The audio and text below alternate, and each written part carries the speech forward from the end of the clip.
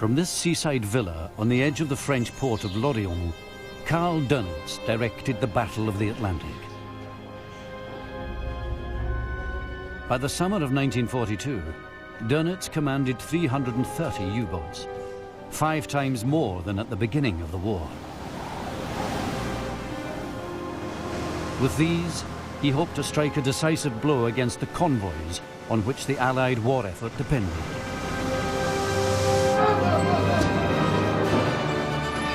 Fast on the surface, able to hide beneath it, the U-boat seemed an invincible enemy. This is the story of how the Allies fought back and within a year drove the U-boat from the Atlantic.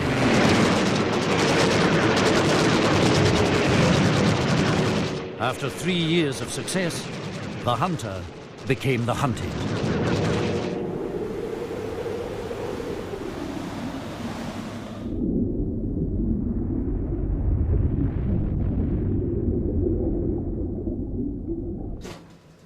Hitler's U-boats sank more than 130 ships in June 1942. The crews called this their happy time.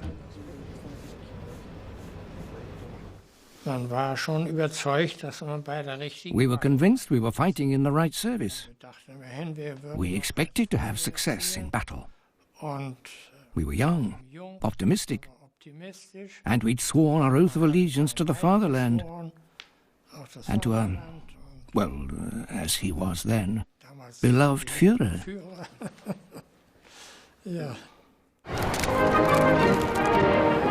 The U-boat was winning the Battle of the Atlantic. More than 500 Allied ships were sunk in the first half of 1942 for the loss of just 21 German U-boats.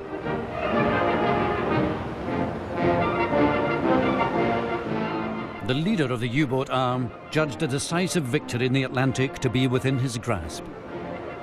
But Karl Dönitz's confidence was shaken that summer by a new and entirely unexpected threat.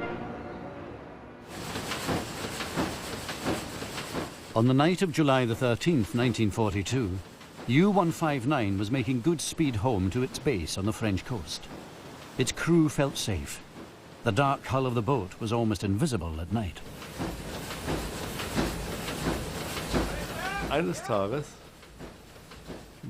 We were sailing at full speed at night when we were suddenly caught in the glare of a searchlight. A plane was running in to attack us. The U-boat had been detected by a Wellington from RAF Coastal Command. It dropped 5 depth charges next to the boat, pretty close. We didn't know how it had found us. We only knew for the first time a plane had attacked us at night and caught us in the full beam of its searchlight. The U-159 limped back into Lorient to discover that 2 other boats had been attacked that night. The mystery was, how had the Allies found them in the dark?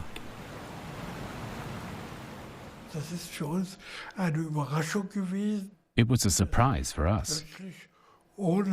The U-boats were now always being detected, and we didn't know how it was happening.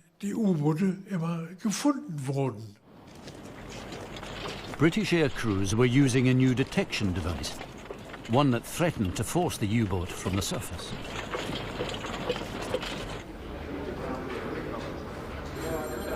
In the first months of the war, the Admiralty had contacted a small civilian research team that was working for the RAF.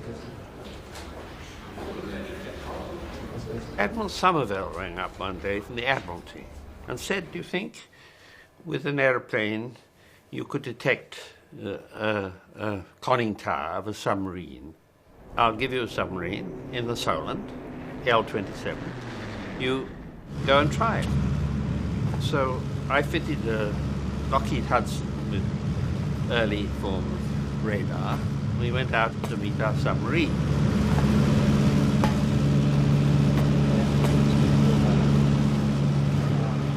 We saw it at 3.5 miles, peering into a cathode ray tube anxiously. And it was the first detection of a submarine, I think, by radar. The radar was a crucial breakthrough. The U-boat spent more than 90% of its time on the surface. Beneath it, it was slow and blind. If it could be detected above the waves, a vital step would be taken towards victory in the Atlantic. The lessons of radar were not lost on the naval staff. By the summer of 1942, the Admiralty and the Air Ministry had opened their doors to a new type of scientist, the operational researcher. For the first time, civilians were given the freedom to assess not just the equipment needed to defeat the U-boat, but the tactics too. After 3 years of war, the number of U-boat kills from the air was still disappointingly low. It was soon clear why. Aircraft could be spotted by day many miles away, time enough for a U-boat to dive. The solution was astonishingly simple: to paint Allied planes the colour of the Atlantic sky.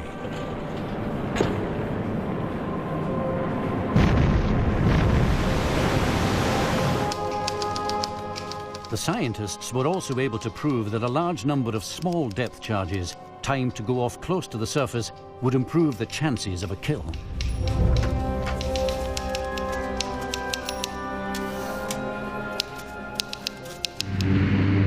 Their work promised to turn the radar-guided aircraft into a formidable hunter.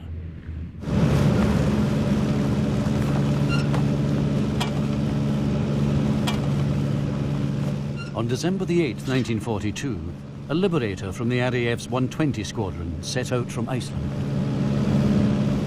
It used to take us 5 hours to get out to pick up a convoy, and sometimes they were hundreds of miles out of position. We'd pick them up on radar. A big convoy, about 50 ships, would show up enormously on the radar screen.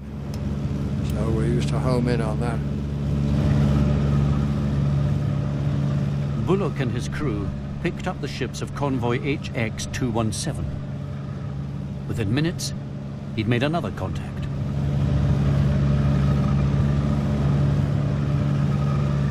We knew there were about 15 U-boats in the area. You'd pick up its wake, first of all, big stream behind it. There was one there about 10 miles astern. We spotted him on the surface.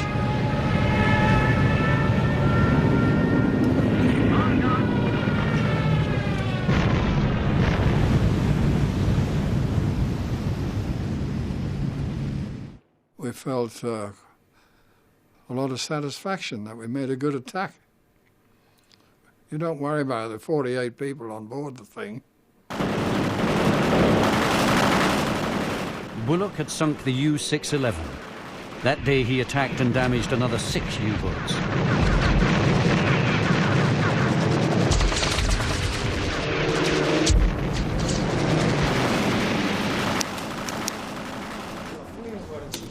In the first 3 years of the war, aircraft had sunk just 15 U-boats.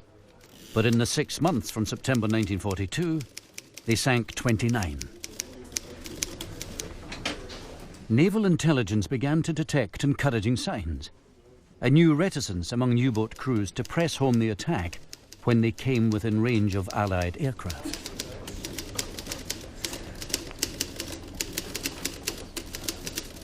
The Allied staff effort was bearing fruit. The contrast with U-boat command in France couldn't have been more marked.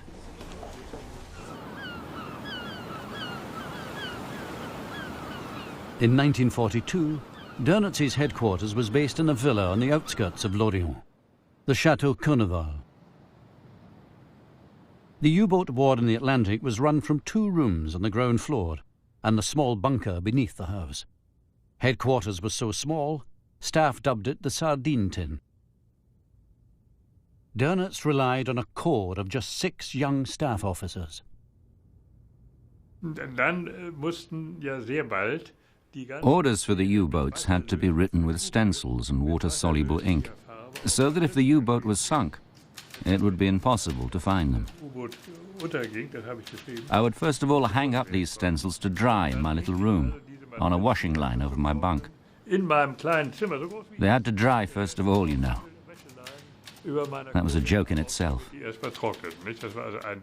How primitive this whole warfare business was.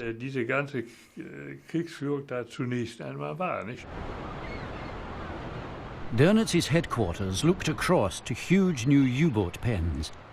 Millions of marks were spent on protecting the U-boat in port, but next to nothing on improving its fighting capability at sea. Dönitz and his staff relied entirely on Navy experts in Berlin for technical advice. Their record was poor.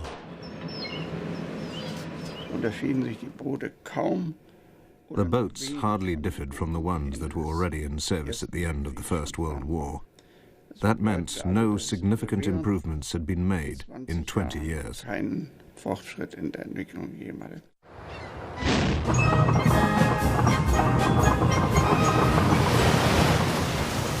The same old U-boats were still being launched.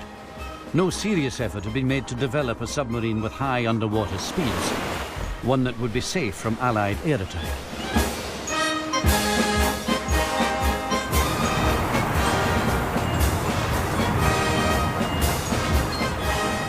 But there was one stretch of ocean in which the old U-boats could still operate on the surface. Dönitz began to direct his packs into the waters south of Greenland, the air gap. Here they were beyond the range of all but a handful of aircraft. By September 1942, it was clear to Dönitz that whilst the Allies might be one step ahead in the technical race, the battle was still there to be won. Sinkings were as high as ever, and the number of frontline U-boats was still steadily rising.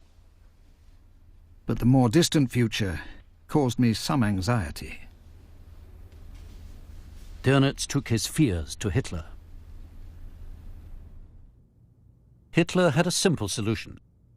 Shoot anyone who survived a U-boat attack. Then Allied seamen would no longer want to serve. Dönitz refused to consider such a brutal step.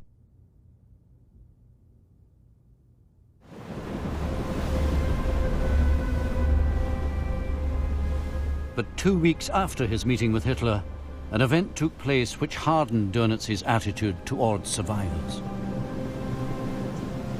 The liner Laconia was homebound from Cape Town with 2,700 people on board, 1,800 of them Italian prisoners of war. She was sailing alone, unprotected. We thought we were fast enough to survive anything, so it was speed and zigzagging, you know, it's the usual thing. On the evening of September the 12th, the Laconia was 900 miles from Freetown on the west coast of Africa.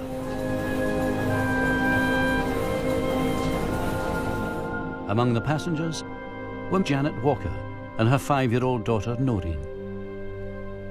I was putting my little girl to bed and it was me getting her to say her prayers. And she was sitting up in bed and I heard this bang.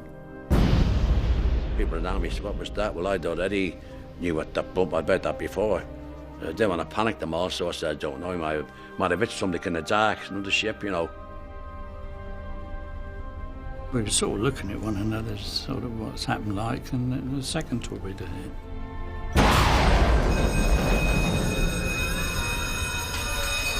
There was a lot of screaming going on.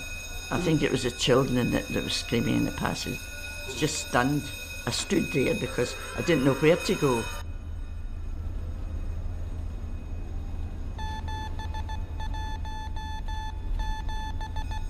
No one picked up the Laconia's distress signal. This Navy boy came up and he says, come on, I'll show you where the lifeboat is. And he took my little girl and he said, follow me.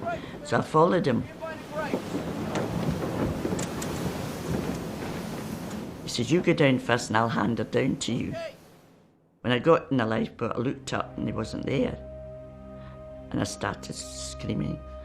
And this Air Force man was in the lifeboat and he said, I'll go up and get her. He came back down, he says, taking her to another lifeboat. He said, don't worry, you'll see her in the morning. The port side was coming up and you could see the rust and barnacles on the bottom. So I jumped, and that was that, really.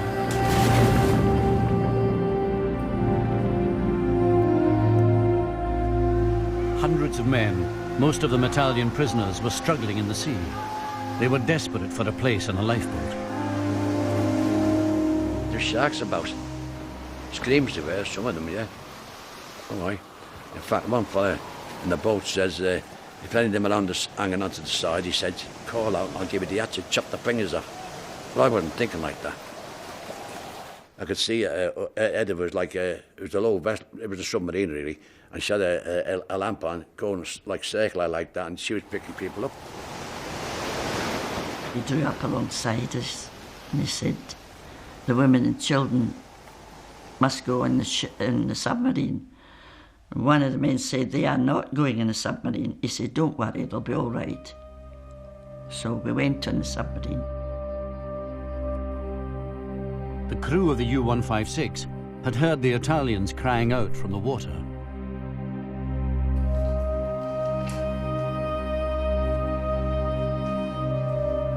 Its commander sent a message to U-boat headquarters, asking for immediate assistance. Dönitz directed 3 of his nearest boats to join the rescue operation.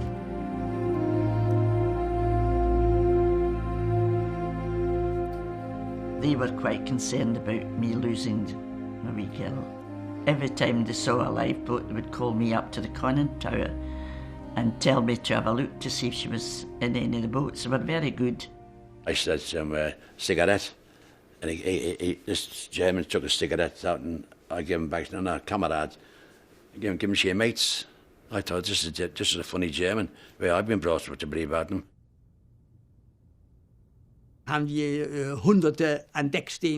The U-boats had hundreds of survivors standing on their decks. They'd made Red Cross flags, and they kept sending radio messages so that everyone would know where they were. Then American planes arrived and flew over the boats. They asked their commander what they should do, and the order came back, attack.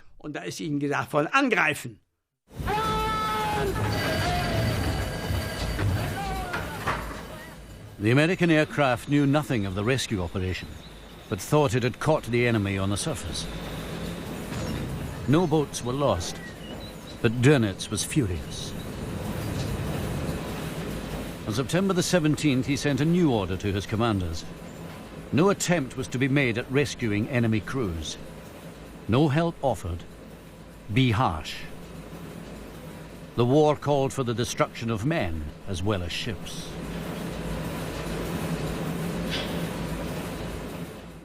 Above all, no commander was to risk his U-boat to help survivors.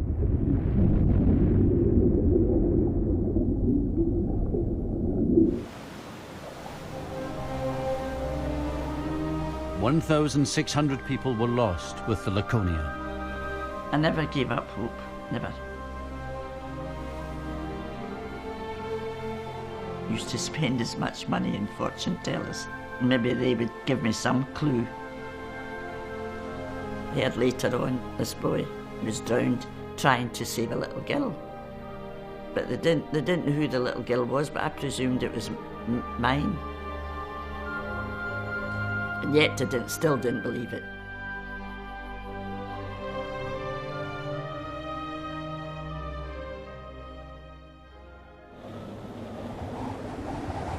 By the winter of 1942, the war was becoming more brutal elsewhere. News began to reach the U-boat bases of a terrible defeat. Not at sea, but more than 3,000 miles away on the Eastern Front. The unthinkable had happened at Stalingrad. The German army had surrendered. 90,000 men marched off into Soviet captivity. Only at sea were there still victories to report.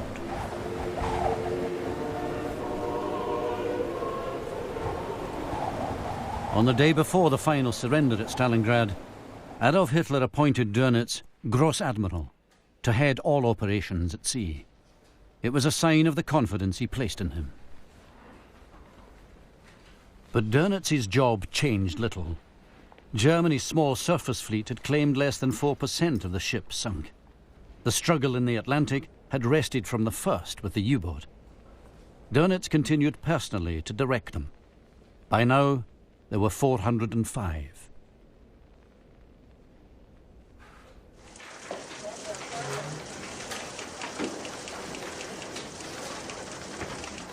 There was also a new man in charge of the Royal Navy's escort ships. A poacher turned gamekeeper, a former submarine commander, Admiral Max Horton. Horton was to bring a new vigour to the war against the U-boat. His captains were sent back to school to learn new group tactics for the defence of the convoys. 5,000 officers were to play what was known as the game. Wrens would come behind the curtain and say, ship number so-and-so has been torpedoed, you see, and what action were you going to take? What type of searches should you use in this weather? If it's really, really, really foul weather, is it worth it at all? Should any escorts go back to pick up stragglers? All these things you need to have a coordinated plan for. Terrible criticisms. I mean, you got murder if you made a mistake. We got all the right ideas of defence, and then we got the right ideas of how to attack a U-boat. By the spring of 1943, the Allies were beginning to make the training and the technical edge count. A second volley of high explosives. On April the 17th, the U-175 was detected by a US Navy cutter. And there's the Nazi submarine, forced to the surface. Dönitz's packs were still sinking ships, but at a price. 57 U-boats were sunk in the first 4 months of 1943.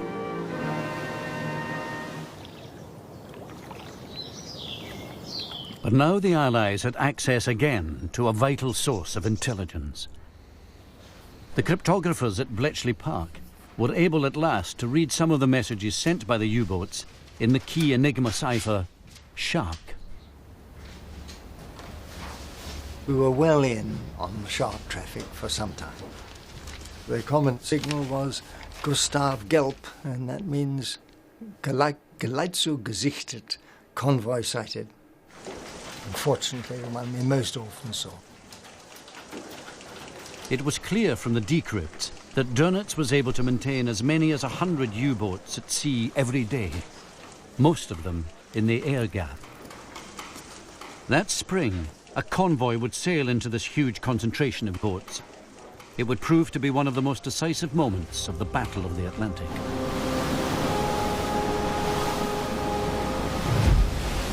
ONS-5 set out on April the 22nd with just 6 escorts in support. We had fog, icebergs drifting south of the cold Labrador current. Got worse and worse, and eventually we were making only about 2 or 3 knots. And you see, we were being routed farther north all the time as they knew that U-boats were packing onto us.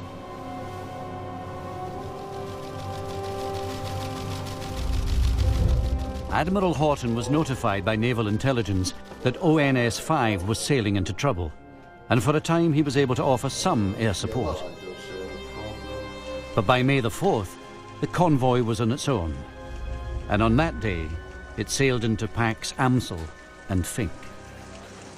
We received a signal, and I remember it quite well, that you were encircled by approximately 34 U-boats. You may expect attack from down moon at approximately 0230. Dönitz sent a message to the waiting boats, stating simply, "Fight with everything you've got. Strike the enemy dead."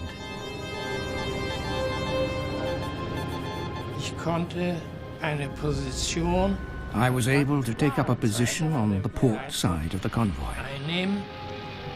Und als ich And when a gap opened between the destroyers, I turned towards the convoy and fired 2 double shots. 2 Doppelschüsse gelöst.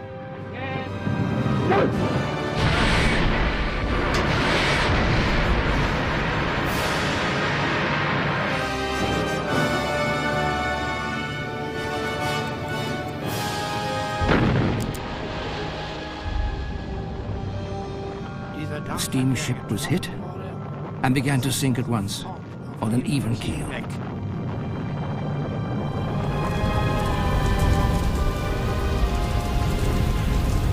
That night, the pack sank 7 ships. When you had a mass attack, as you had in ONS-5, the only thing you could do was to get them under the water, and they would lose contact with the convoy, and that would be another night they would be out of action. On the morning of May the 5th, 40 U-boats were still in pursuit. But the escorts had one hidden advantage. Some of the ships were equipped with the latest radio direction finding sets. There was a great deal of chatter went on among the U-boats, and strangely enough, the U-boats hadn't realized that we were able to work on this chatter. When the escorts picked up a radio signal, they went in pursuit. A log of contact was kept by the commanding officer of HMS Oribe. There's constant enemy wireless activity. A first-class bearing at 155. We see the smoke haze from the submarine's diesel engines.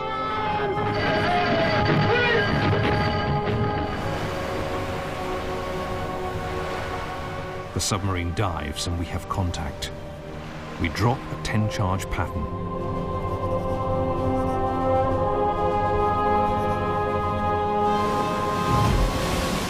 The escort group sank a U-boat that day, but 4 ships were lost. At nightfall on the 5th, at least 15 U-boats were still in close contact with the convoy. Ja, dann hörten wir auf den Funkfrequenzen. We heard the radio messages from all the other U-boats. And we thought, oh God, if they all rush the convoy at once, this will end up as a night of the long knives.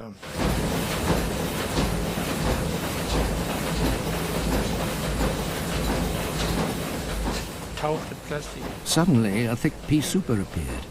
I'd never seen anything like it out at sea. It was dreadful. We heard on the radio that 2 or 3 U-boats were already in danger.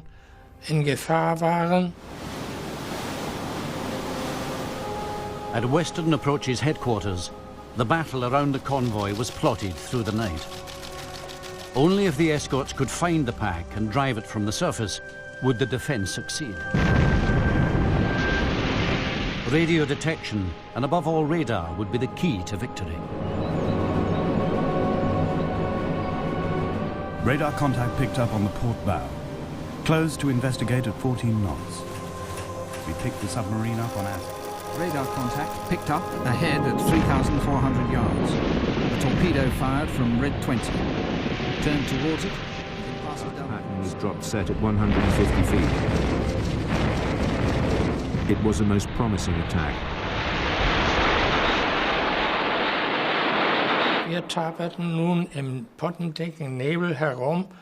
While we were doddering about in this pea super, trying to achieve something, we were almost rammed by a destroyer. It suddenly appeared behind us, lighting up the stern of our U-boat with a big searchlight on its foremast. It thundered past our stern with about 3 meters to spare.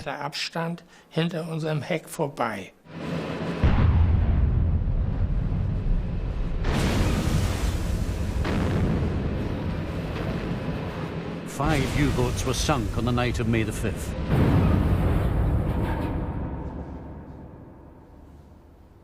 The operations chart at U-Boat Command told its own story. a total of 9 boats lost in the week-long battle. A small escort group equipped with radio detection and radar had beaten off the largest concentration of U-boats ever assembled. Dönitz called off the rest of the pack. That was depressing. We realized that the ONS-5 operation had pretty much failed, and that it represented a colossal setback for the U-boats.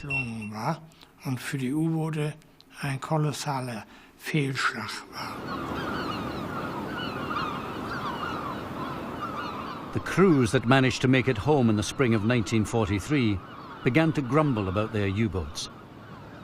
It wasn't just Allied aircraft.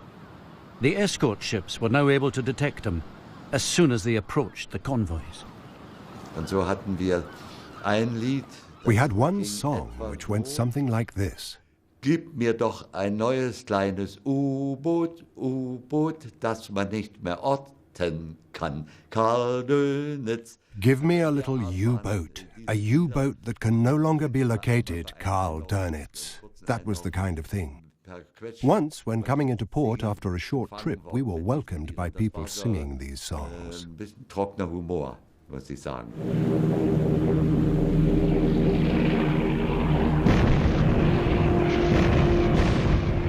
After ONS-5, the convoy battle seemed to follow a new pattern. U-boats sunk for little or no loss.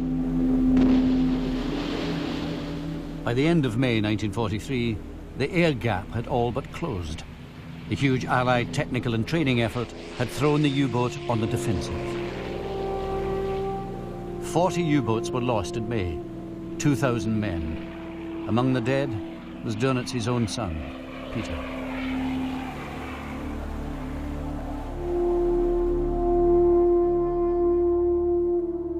On May 24th, Dönitz ordered all his boats to withdraw from the main North Atlantic convoy routes. It was a bitter blow.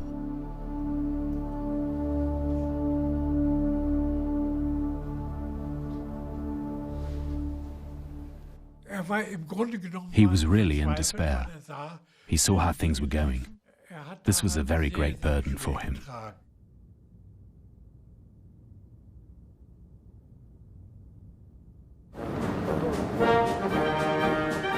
As if to underscore the importance of these successes, just 6 weeks later, the Allies celebrated the news that American yards had replaced all the ships lost in almost 4 years of war. They were building ships really very fast indeed. In fact, they sort of joke in America that they were building ships so fast that they were running out of names for the new ships. You see, that they couldn't come up with enough names.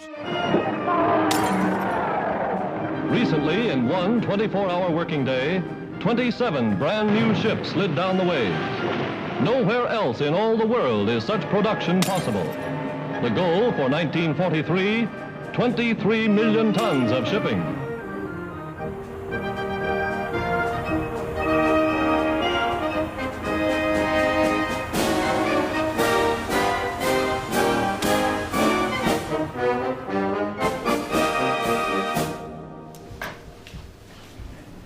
Dönitz called a meeting with 6 of his most senior officers. He asked them, should the campaign in the Atlantic continue?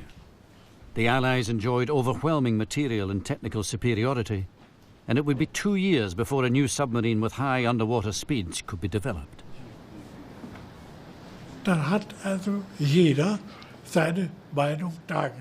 Everybody gave his view, and this was, even if we can no longer expect to make a decisive impact with the U-boat war, as long as there is fighting, we still have to keep up the pressure.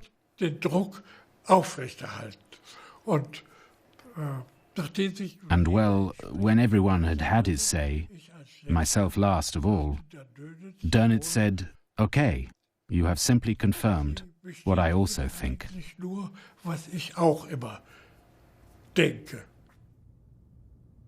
The U-boat would fight on, but Dönitz knew well enough that the cost of continuing would be very great.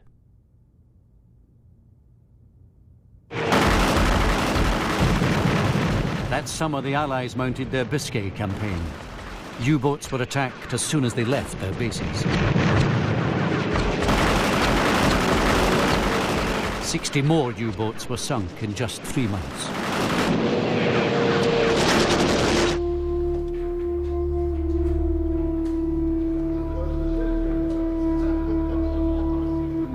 Most of the crews were lost with their boats.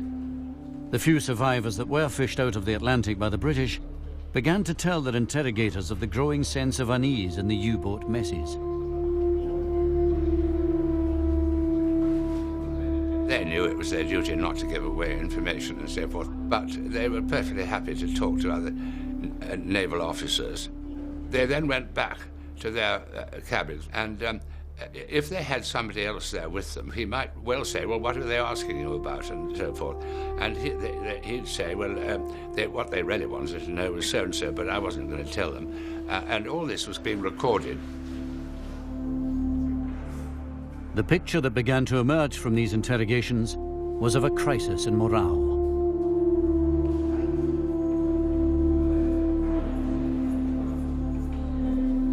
Naval intelligence reported that defeatist conversation was common. The prisoners spoke of frequent fights between Nazis and anti-Nazis. Agents in the U-boat bases reported proof that some crews were damaging pieces of machinery to delay their departure on war patrol. We talked exactly the same way about this shitty war, if I may use that expression. We said to each other, for God's sake, it just can't go on like this. We suffer losses and don't sink a single ship. Is it worth carrying on? Hitler believed so. In October 1943, the U-boat ace Erich Topp was invited to Führer headquarters. It was soon clear to him that Hitler remained stubbornly optimistic about the future of the U-boat war. Hopes now rested on the plans for a revolutionary new submarine. Jedenfalls waren wir eine Gruppe von 4 oder 5 Offizieren. We were a group of 4 or 5 submarine commanders who had been invited to lunch by Hitler. Brachte also zum Ausdruck, he said they were in the process of developing new batteries, which would enable a U-boat to remain underwater for days. Zu entwickeln, die in der Lage wäre, with these new batteries, the U-boat could at last become a true submarine. Würde das U-Boot zu einem richtigen U-Boot werden. In the meantime, Dönitz was forced to turn to an old device to protect his crews, the schnorkel. Through this, air was drawn down to the diesel engines. It meant the U-boat could remain hidden just beneath the surface. On the 5th of February 1944, the first U-boat to be equipped with the schnorkel left on war patrol, Hartwig Luke's U-264. Dass man Erfolge erzielen würde. We'd ceased to think we'd be successful in battle. We realized that the U-boats arriving from home, the new U-boats with young crews, nearly all of them stayed out and never came back.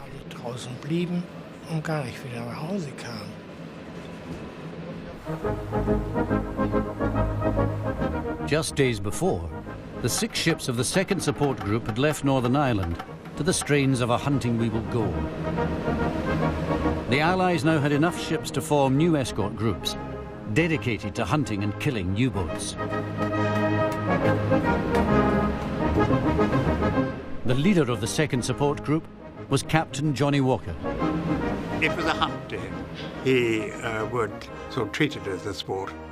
I mean, for instance, we sank one submarine and there was oil and debris on the surface. And he signaled to the captain of the ship which had sunk the submarine and said, come over here and look what a mess you've made.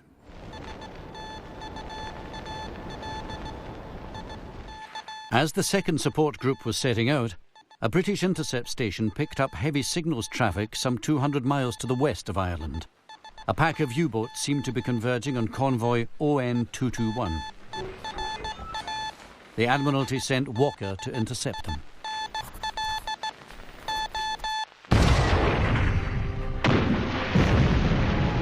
The group's hunt was filmed.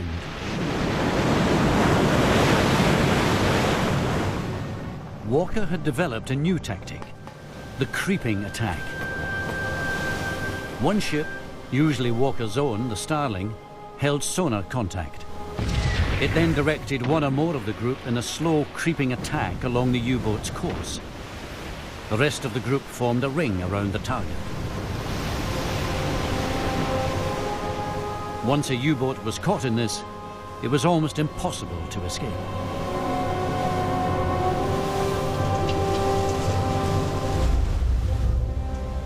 In just 12 days, the group found and sank 5 U-boats. There were no survivors.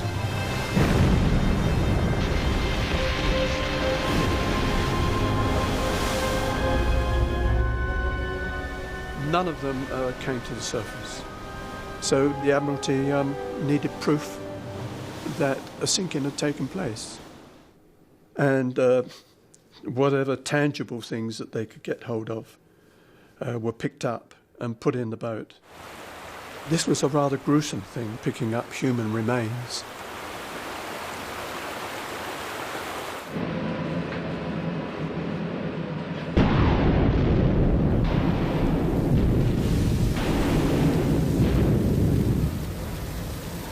On February the 19th, Walker picked up another contact, the U-264. That was really pretty terrible. During this period, 12 hours, we were submerged for 12 hours. We got around 200 depth charges.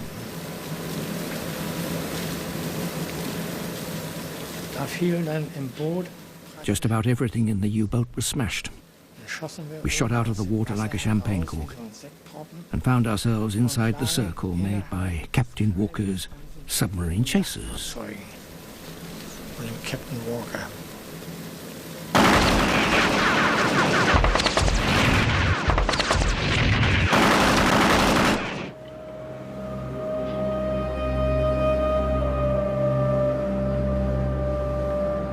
They were swimming towards us. Now, we had a rule that unless we discovered the number and name of the captain of the submarine, we would not pick them up. And a young boy was swimming towards us. He came alongside, near to where the scrambling net was, and I held his arm in my right hand, and another officer said, well, look, we're going to ask them for the last time. And no sort of unified number came up. And the call was, let the prisoner go. But I can still feel this young boy's arm or hand sliding through my hand. And I would say that this lad was no more than 16 years of age. And it's something which has haunted me for a very long period of time. It was not Navy policy, but on Walker's ship, he made the rules.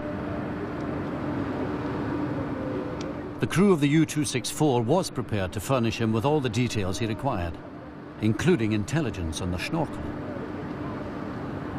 They were the only survivors from 6 U-boats sunk in 20 days.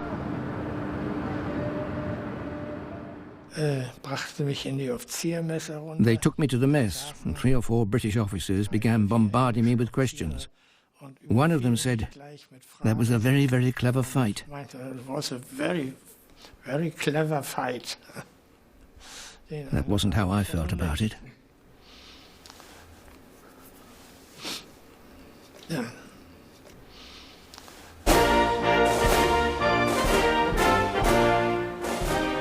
As we sailed in line ahead up the Mersey, I think we felt, pretty good. There must have been hundreds of Wrens and people sort of cheering us as we came in.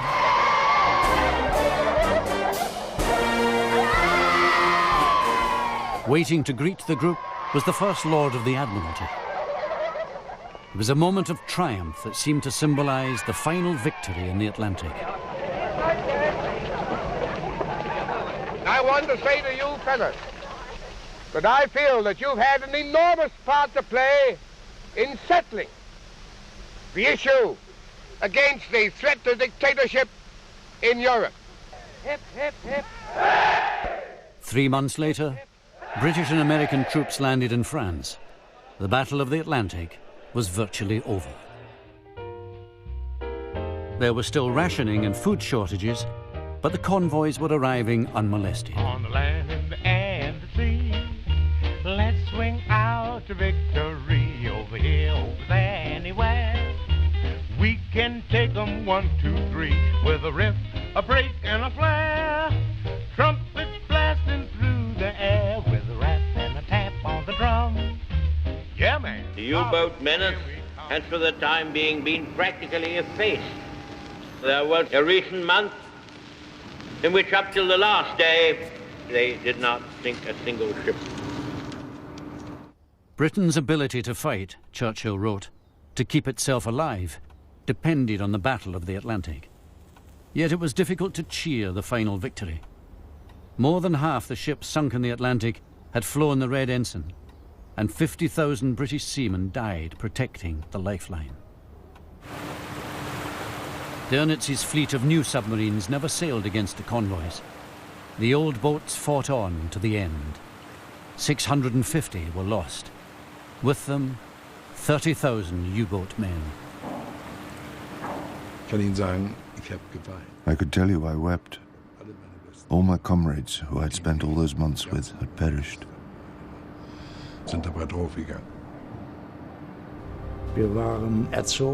We'd been trained to do our duty to the very end. That's why we still put to sea. I